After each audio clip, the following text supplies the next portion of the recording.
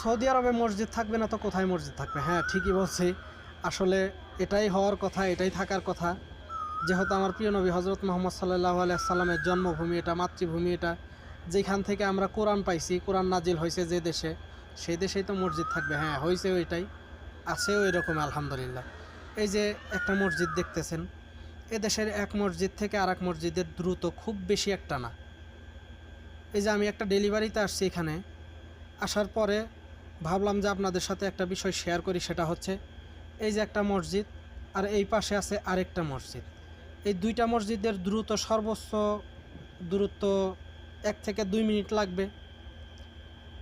তো এই দেশে আসার পরে যারা ইসলামের আদব কায়দা সব কিছুই কিন্তু পাওয়া যায় এই দেশে আসার পরে আলহামদুলিল্লাহ।